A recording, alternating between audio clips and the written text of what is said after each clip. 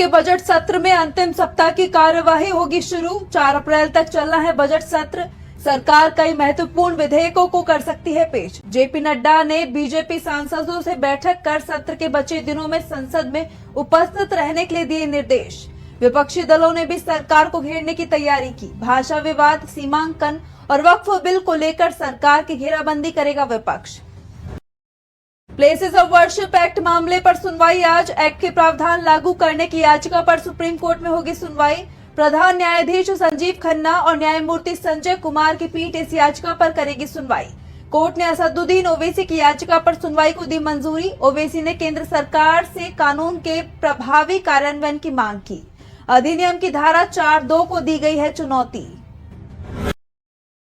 आज से लागू होंगे कई बड़े बदलाव। बदलावों का जनता की जेब पर सीधा पड़ेगा असर। बदलेगी एलपीजी सिलेंडर की कीमत। बैंकिंग और टैक्स के नियमों में भी किया जाएगा बदलाव। यूपीआई नियमों में भी हो जाएगा बदलाव। डोरमेट अकाउंट किए जाएंगे बंद। सेविंग अकाउंट और एफडी इंटरेस्ट रेट में बदलाव। डिविडेंड पाने के लिए पैन आधार करना होगा लिंक। सेविंग अकाउंट में मिनिमम बैलेंस रखना जरूरी। नए टैक्स नियम होंगे लागू। एक्शन में दिल्ली की सीएम रेखा गुप्ता। पूर्व सीएम अरविंद केजरीवाल को फिर घेरने की तैयारी। आज दिल्ली विधानसभा में पेश की जाएगी एक और सीएजी रिपोर्ट। दिल्ली में वाहनों से होने वाले वायु प्रदूषण की रोकथाम पर पेश की जाएगी रिपोर्ट।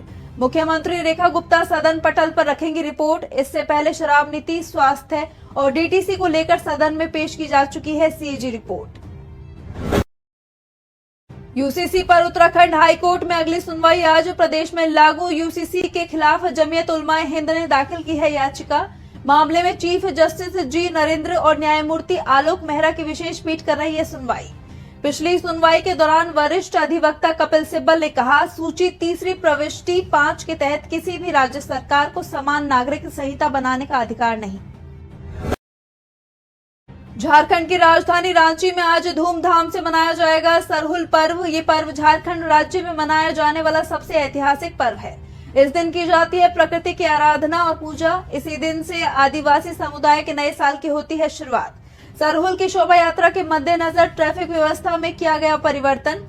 शोभा यात्रा के चलते शहर में बड़े वाहनों के प्रवेश पर सुबह 6 बजे से रात 12 बजे तक रहेगा प्रतिबंध।